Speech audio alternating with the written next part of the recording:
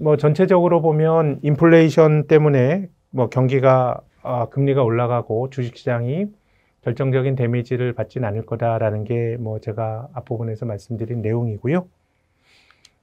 지금은 조금 이제 글로벌 경제의 흐름이 미국이 좀 너무 미국만 좋은 거 아닌가라는 생각을 하게 됩니다. 지금 미국과 유로존과 일본의 올해 성장률 전망치입니다. 이코노미스트에 생각하는 2011년 전망치인데 미국은 계속 올라가고 있고요. 유로존은 정체입니다. 일본도 정체죠. 미국은 작년도에 3.5% GDP가 역성장을 했는데 올해 작년 까먹은 걸 거의 완전히 회복을 해버리고 유럽과 일본을 보시면 작년에 그 성장률의 후퇴분을 회복을 못하는 이런 모습이 나타나고 있습니다. 근데 저는 이런 미국의 독주가 나타나는 게 금융위기 이후로 이번만 나타난 현상이 아니고요. 글로벌 금융위기 이후로 크게 보면 미국만 앞서갔던 현상이 계속 장기화됐다라고 생각을 합니다. 그래서 미국 경제가 좋은 게 다른 나라의 악재 아닙니다. 미국 경제가 좋은 거는 미국 경제가 뭐 불황으로 가는 것보다는 미국 경제가 좋은 게 다른 나라에도 호재인데 우리가 주목해서 봐야 될 것은 과거에 미국 경제가 좋으면 다른 나라들도 다 좋았습니다. 미국이 전 세계에서 제일 큰 수입 시장이죠. 다른 나라 상품의 그 시장 그 진입 장벽이 굉장히 낮고요. 개방도가 높기 때문에 미국 경제가 좋아질 때 다른 많은 나라들이 미국의 수출을 늘리면서 경기가 회복이 됐던 게 지금까지의 전통적인 글로벌 경기 회복의 메커니즘이었죠.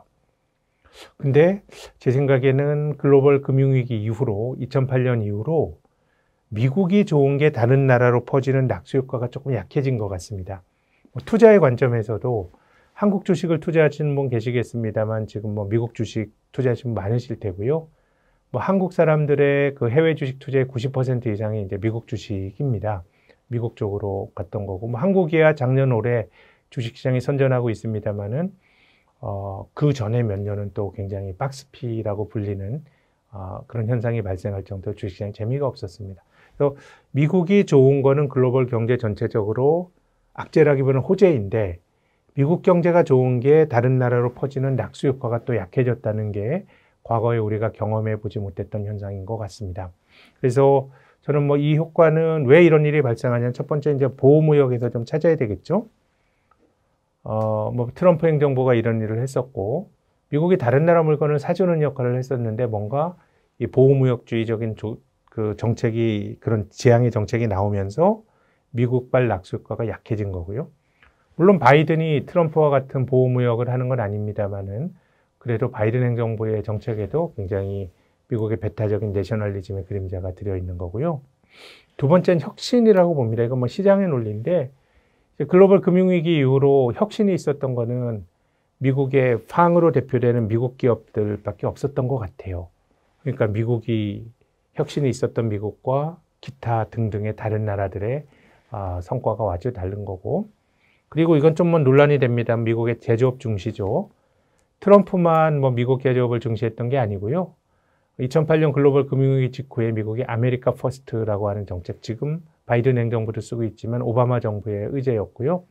또 리쇼어링이라고 하는 미국 밖에 나가 있는 미국 기업들을 미국으로 이제 들어오게 하는 그 정책이 트럼프 때도 썼지만 오바마 때부터 이제 시작한 얘기고요.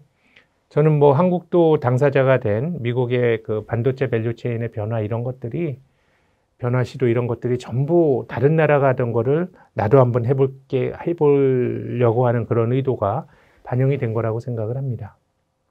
그러니까 미국은 뭐 여전히 제조업보다는 서비스업 중심의 경제인 건 맞습니다. 제조업 비중은 낮지만 과거에 다른 나라에서 했던 거를 미국이 자기가 하겠다라고 하기 때문에 뭔가 미국이 좋을 때 다른 나라들이 받는 어떤 그런 그 낙수 효과가 좀 약해진 거 아닌가라는 생각이고요.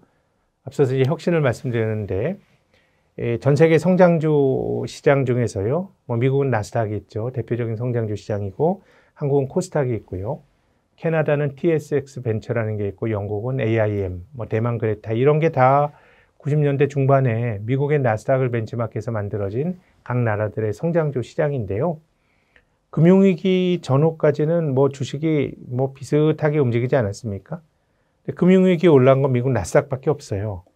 다른 시장들은 상대적으로 부진했기 때문에 이건 어떻게 보면 최근 10수년 동안 나타났던 혁신의 힘이 미국의 파한 기업들 중심으로 나타났기 때문에 다른 나라들은 그 낙수 효과를 누리지 못하는 거 아닌가라는 생각입니다.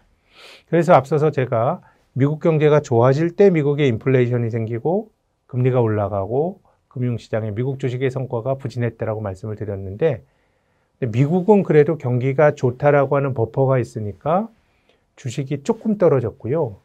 다른 신흥국은 굉장히 많이 떨어졌습니다. 2011년도에 미국 S&P 500도 고점 대비 19%면 상당히 많이 떨어진 건데, 한국은 25% 더 떨어졌죠. 다른 신흥국은 31% 이렇게 떨어졌습니다. 다른 데가 더 떨어졌죠. 2013년 마찬가지입니다. 미국보다 다른 동네가 더 많이 떨어졌던 모습들이 나타나고 있기 때문에 이 불균등 회복 관계의 어떤 상황에서는 어떤 그 미국보다는 다른 쪽에서 부작용이 나타날 수 있는 거 아닌가라는 생각이고요. 지난 2월과 3월에도 금융시장이 똑같은 스토리로 미국의 인플레와 그 금리 상승, 시장 금리 상승으로 금융시장이 이제 흔들렸었는데요. 그때 우리 잘 마일드하게 잘 조정을 받고 넘어갔는데, 브라질이나 터키 같은 데는 굉장히 더 많이 흔들렸거든요. 그래서 기본적으로 저는 앞으로 몇 달 동안도 그 인플레이션과 금리 상승에 대한 우려가 있을 수 있는데, 이때 미국보다 미국 밖의 나라들이 타격이 좀 클 수 있다는 생각이고요. 그리고 또 한 가지는 어쨌든 올해 외국인들이 한국 시장에서 15조 원 정도를 팔았습니다.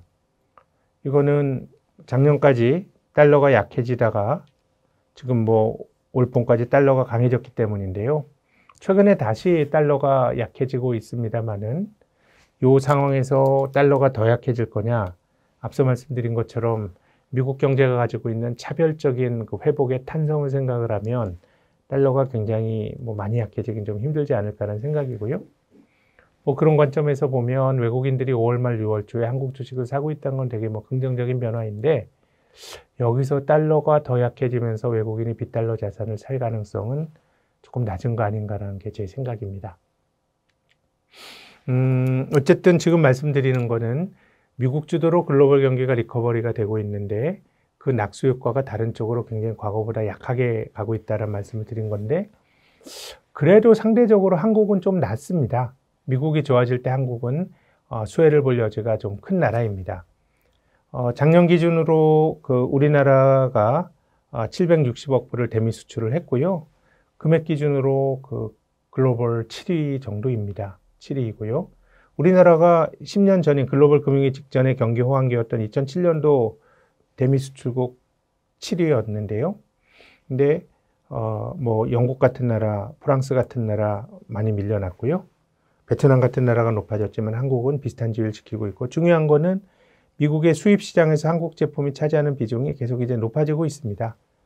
그래서 뭐 전체적으로 보면 제 생각에는 미국이 경기가 좋아지면서 인플레이션 압박이 커질 때가 오히려 투자자 입장에선 조심해야 될 시기인데, 특히나 미국 밖의 나라가 미국 경기 호황이 다른 나라로 퍼지는 낙수 효과가 약해졌기 때문에 미국 밖의 나라들이 타격을 받게 되는데, 한국의 경우는 그래도 미국 경기 회복의 수혜를 볼 수 있는 나라이기 때문에 다른 신흥국보다는 조금 차별화되지 않을까, 그런 기대를 갖고 있습니다.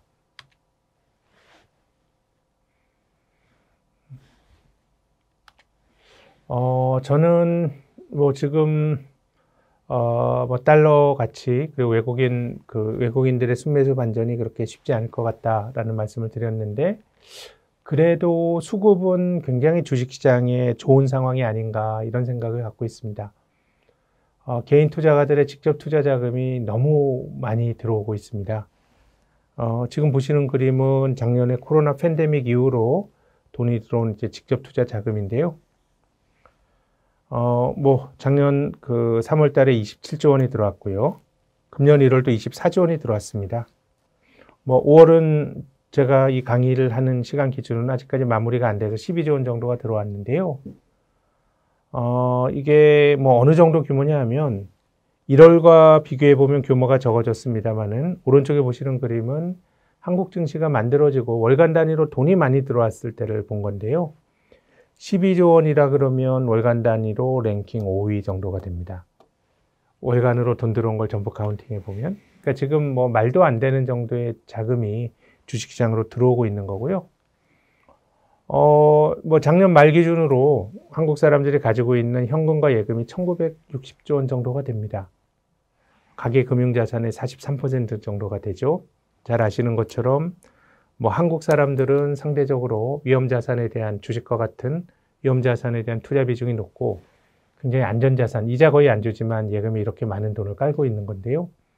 이 중에 100조 원이 넘는 돈이 주식시장으로 넘어온 게 우리가 2020년 이후 보고 있는 소위 그 동학 개미들의 투자 붐이라고 생각을 합니다.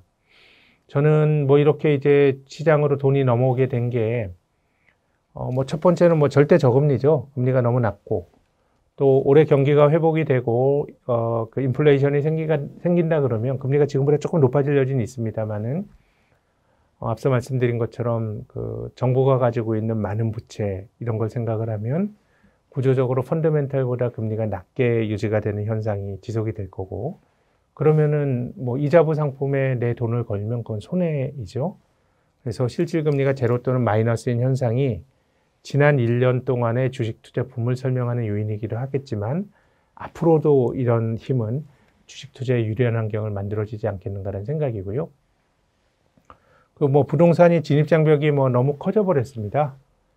뭐 아무리 좋은 직장을 다닌다고 하더라도 월급 받아서 저축해서 집 사긴 힘들어졌죠.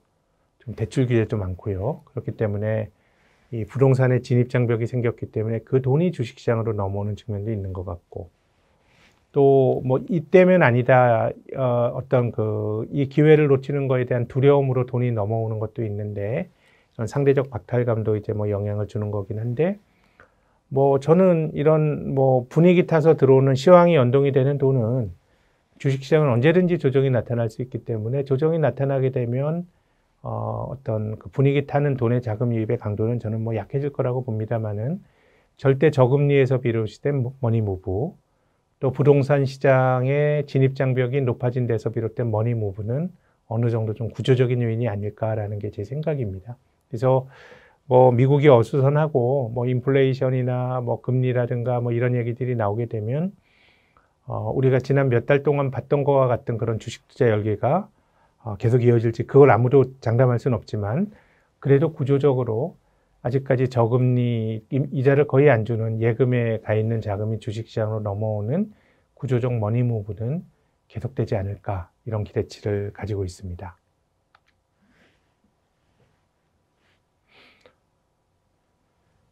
지금부터는 뭐 전체적으로 이제 시장의 스타일을 좀 말씀드리고 싶은데요.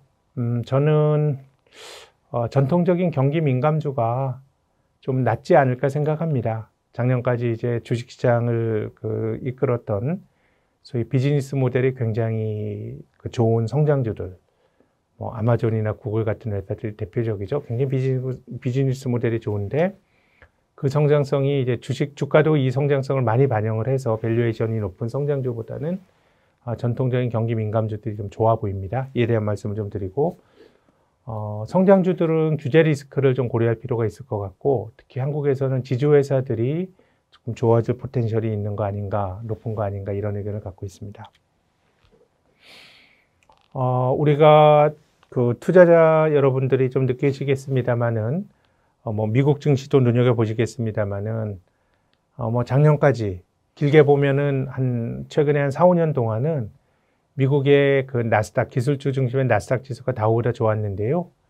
최근에는 뚜렷하게 다우 지수가 나스닥보다 좋습니다. 그렇죠?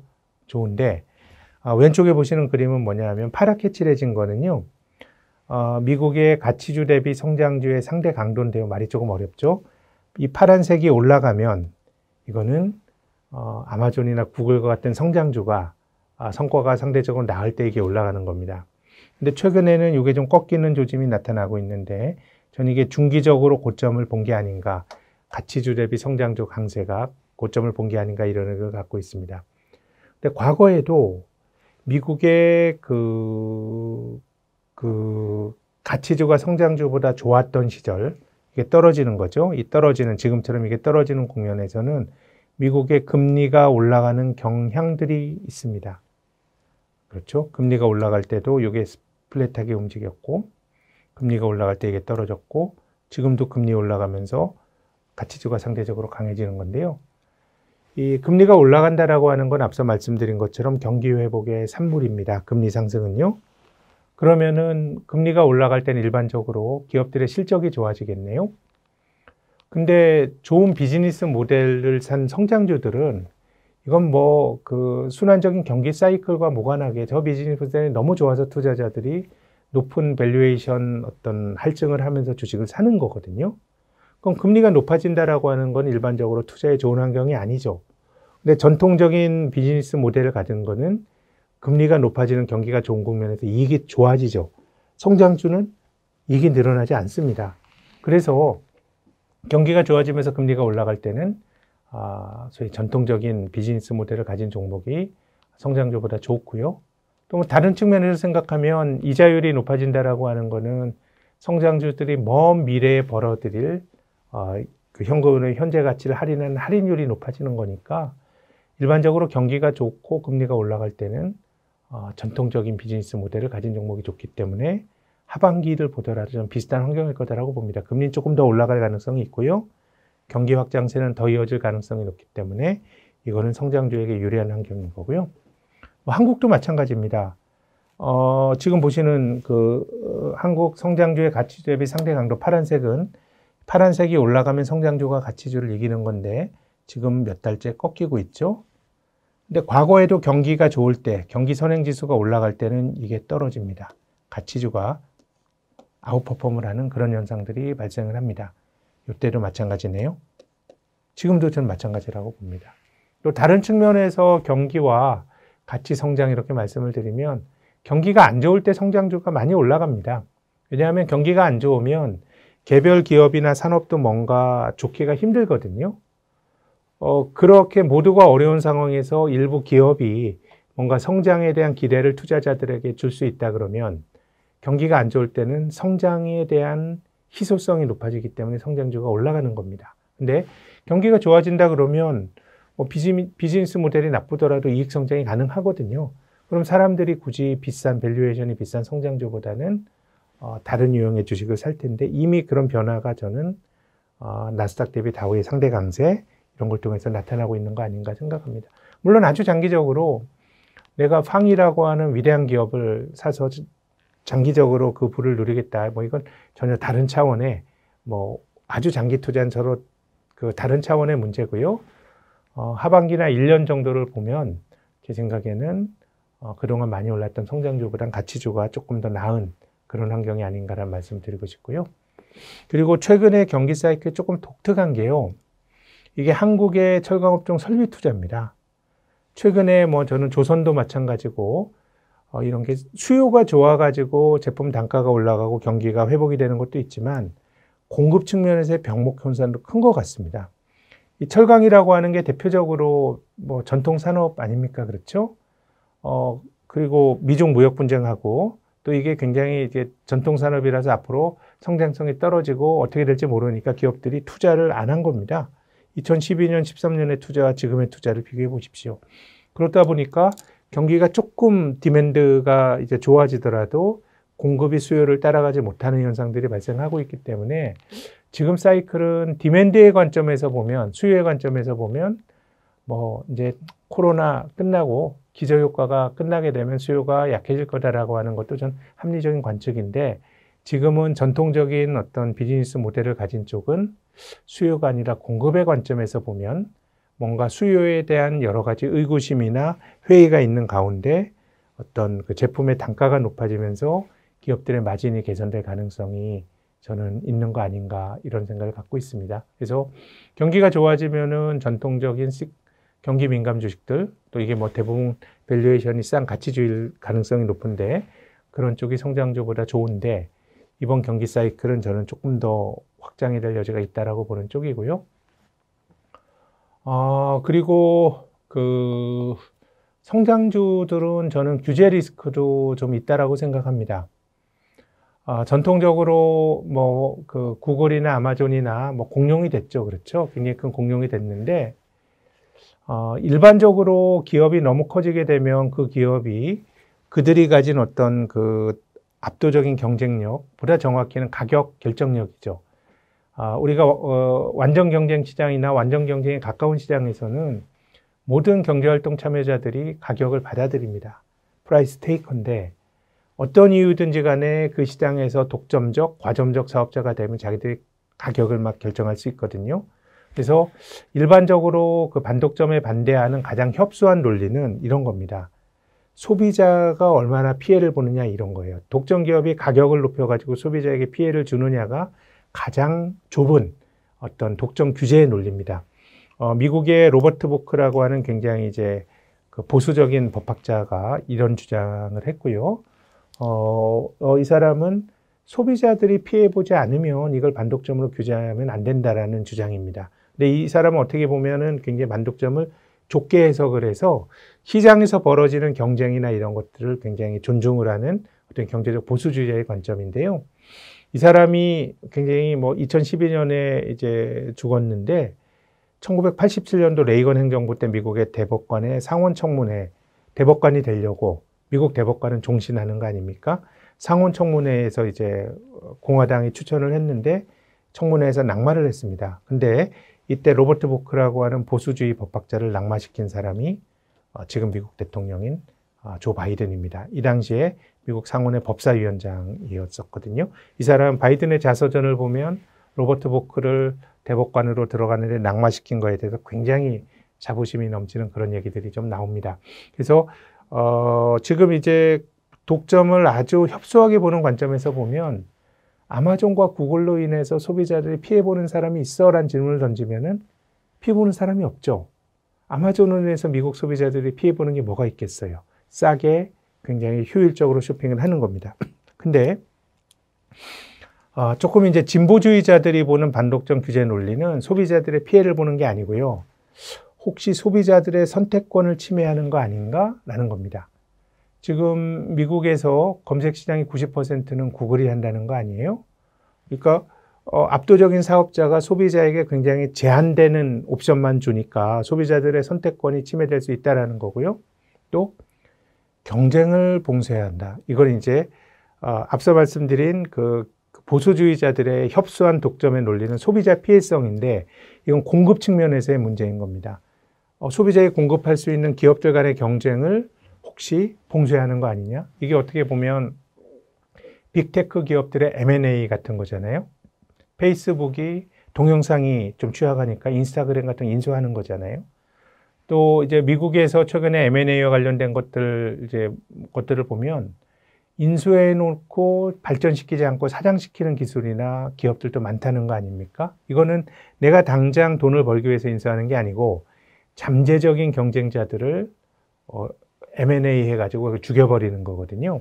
그래서 어느 게 맞는지에 대해서는 답을 내리기가 힘듭니다. 답이 없죠. 그렇지만은 지금 전체적으로 반독점을 바라보는 관점은 조금 진보주의자들의 논리가 힘을 얻는 것으로 바뀌고 있는 것 같고요.